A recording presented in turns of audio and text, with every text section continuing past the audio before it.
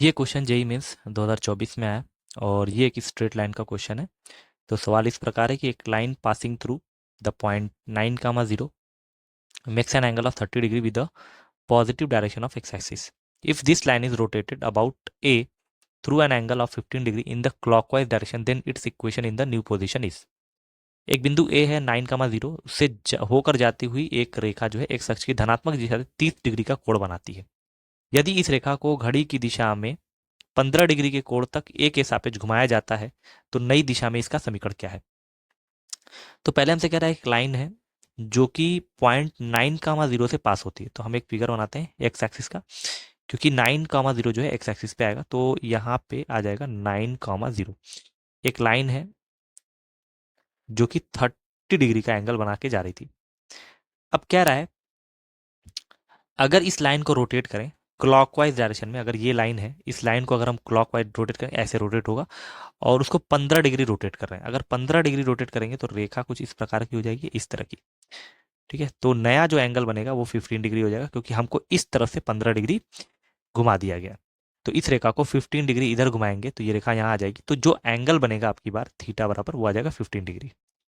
तो पॉइंट तो उसी पॉइंट से होकर जा रहा है, पॉइंट ए से ही बोल रहा था क्योंकि if this line is rotate about point A के सापेक्ष रोटेट कर रहे हैं तो इसको फिक्स रखेंगे और फिर इसको ऐसे घुमाएंगे। ठीक है, एक पे फिक्स करते हैं। कितना डिग्री घुमा रहे हैं 15 डिग्री, तो ऊपर से 15 डिग्री जब घुमाएंगे तो एक्स एक्सिस के धनात्मक दिशा से जो कोण बनेगा वो 15 डिग्री बन जाएगा। और एम बराबर मतलब ढाल जो होती है, ढाल एम बराबर उसका फॉर्मूला होता है टैन थीटा।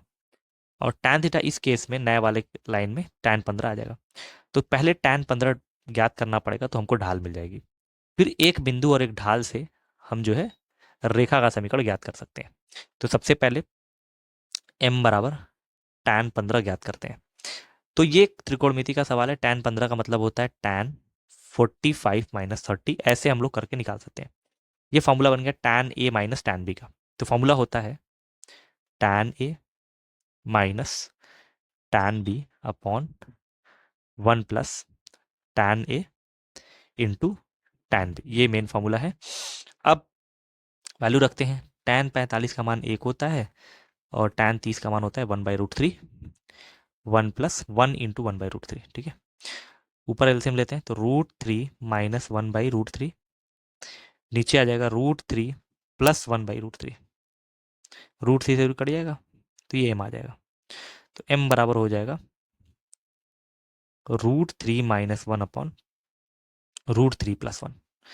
अब इसका एम जो है इसको सॉल्व किया जाए ताकि जो नीचे हमारा रूट आ रहा है तो ये रूट ना आए, तो उसके लिए हर का परिमीकरण करना पड़ेगा। तो हर का परिमीकरण करने के लिए नीचे की संयुग्मी जो कि √3 - 1 होगी इसे मल्टीप्लाई करते हैं अंश और हर में। तो ऊपर हो जाएगा √3 - 1 का होल स्क्वायर अपॉन नीचे हो जाएगा a² - b², तो 3 - 1। जब इसका स्क्वायर करेंगे तो √3 का स्क्वायर 3 + 1 - 2√3 अपॉन 2। ठीक है, तो m की वैल्यू क्या आ जाएगी देख लेते हैं। 3 × 4, 4 - 2√3/2। अगर दोनों को 2 से डिवाइड कर दें तो m की वैल्यू आ जाएगी 2 - √3। तो ये आ गया हमारा नया m, मतलब ये ढाल आ गई। ये हमारे पास क्या आ गई, ढाल आ गई। अब रेखा का समीकरण निकालते हैं। एक बिंदु पता है और एक ढाल पता है। तो एक बिंदु और एक ढाल से रेखा का समीकरण क्या होता है देखते हैं। तो लिखते हैं रेखा का समीकरण। तो रेखा का समीकरण क्या होता है, y - y1 बराबर m x - x1। तो जो बिंदु है यहाँ पे बिंदु भी लिख लेते हैं, जो बिंदु जिससे होके जा रहा है वो है 9, 0। ठीक है, तो ये हमारा x1 हो जाएगा, ये हमारा y1 हो जाएगा। तो y - 0 बराबर m मतलब 2 - √3,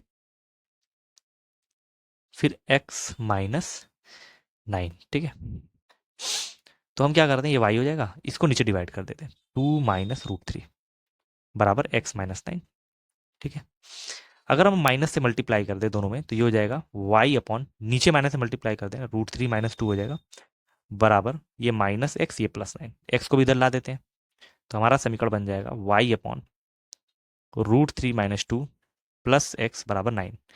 तो इस तरह का समीकरण बनाने का एक रीज़न था कि हमारे पास जो ऑप्शन है वो देख के समझ सकते हैं कि ऑप्शन देखें। तो जो रेखा का समीकरण है पहला ऑप्शन है y अपॉन √3 + 2, जो कि सही नहीं है क्योंकि √3 - 2 वो हमारे ऑप्शन में आ सकता है, √3 - 1 नहीं आ पाएगा।